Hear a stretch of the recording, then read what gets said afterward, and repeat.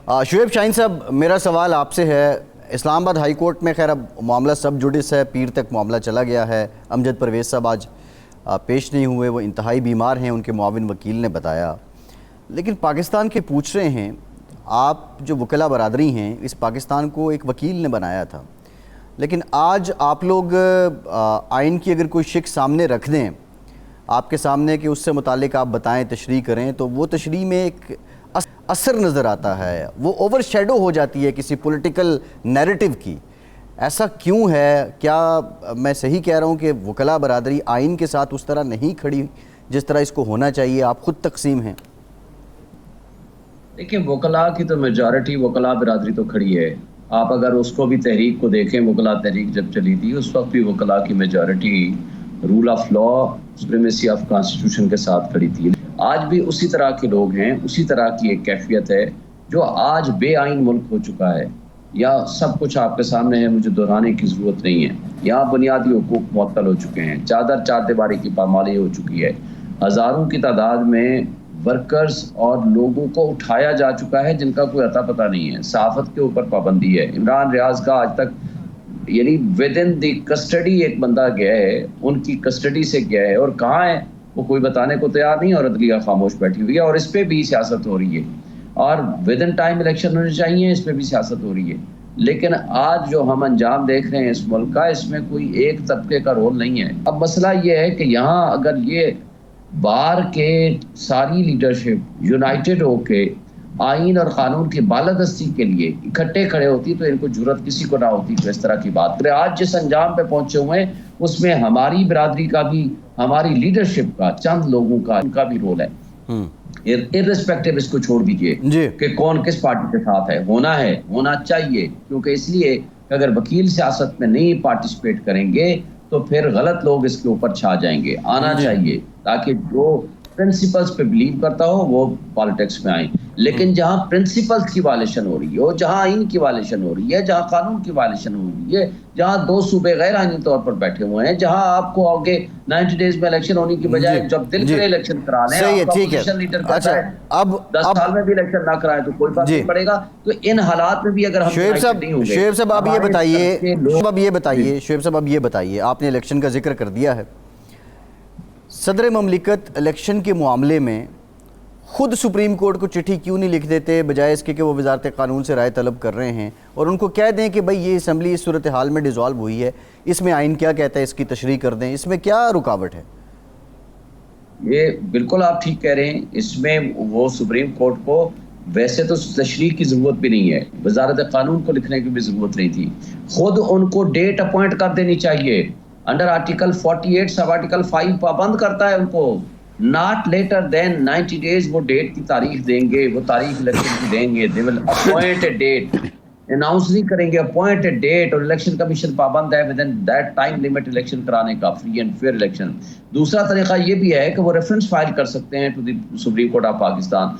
फिर Supreme court पाबंद है उस रेफरेंस का जवाब देने का विद इन नो टाइम कि जी 48(5) के तहत मैं डेट देना चाहता हूं और इलेक्शन कमीशन डिफाइंस कर रहा है। और कमाल है कि इलेक्शन कमीशन का अमेरिकन एम्बेसडर से मिलने के लिए उनके पास टाइम है, जो आपके मुल्क के रियासत के सबसे बड़े एक इदारे के सरबराह हैं, वो हैं head of the state president of Pakistan, जिसके कई कैप्स हैं, कई उसके रोल हैं।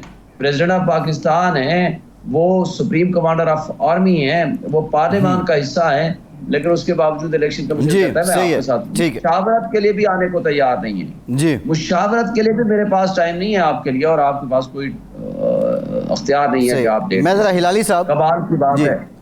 हिलाली साहब, हमने कल भी बात की थी, एक स्कूल ऑफ थॉट ये शुएब शाहीन साहब वाला है जो कहता है जी ये 48 सब आर्टिकल 5 के तहत जो असम्बली है वो सदर पाकिस्तान है, वो इलेक्शन की तारीख दे सकते हैं। दूसरा स्कूल ऑफ थॉट कहता है जी असम्बली 58(1) के तहत डिसॉल्व हुई है, लिहाजा अब ये इलेक्शन कमीशन देगा। ये बात तो कानूनी है। अब अच्छा, सिर्फ एक बात अगर मैं कर दूं हिलाली साहब के पास जाने से पहले, देखें इसके ऊपर सुप्रीम कोर्ट ऑलरेडी फैसला दे चुकी है।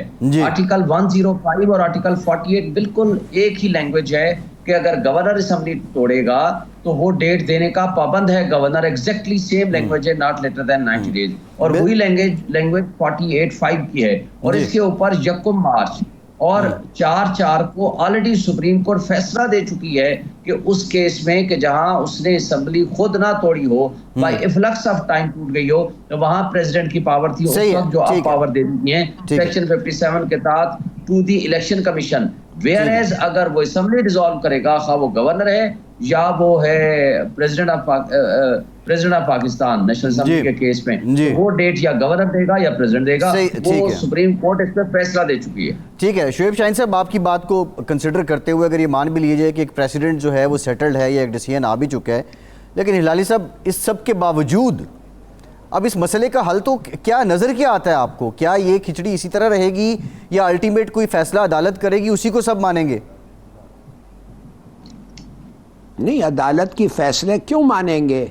आपके सामने अदालत का फैसला नहीं माने गया है, और ऐसी वैसी अदालत नहीं, सुप्रीम कोर्ट ऑफ पाकिस्तान का फैसला नहीं माने गया है, और 14 मई को इलेक्शंस नहीं हुए हैं पंजाब में, है कि नहीं? तो क्यों आप समझते हैं कि अब मान लेंगे जब उस वक्त नहीं माने? वो मानेंगे जब इट्स कन्वीनियंट। माफ करिए, ये सब कानून हमारे लिए बने हैं ना। इनका आर्ग्यूमेंट ये है कानून इंसान के लिए बना हुआ है, इंसान कानून के लिए तो नहीं बना हुआ है। तो कहने की बात यह है कि व्हेन इट इज सूटेबल, वो चंद इंसान, वो इंसान जो इस मुल्क पे हुक्मरान हैं, जब वो कन्वीनियंट समझते हैं, उन्होंने करके बता दिया एक दफे ना यार। आप बार बार वो सवाल पूछते रहते हैं कि क्या होगा क्या नहीं होगा, क्या फर्क पड़ता है?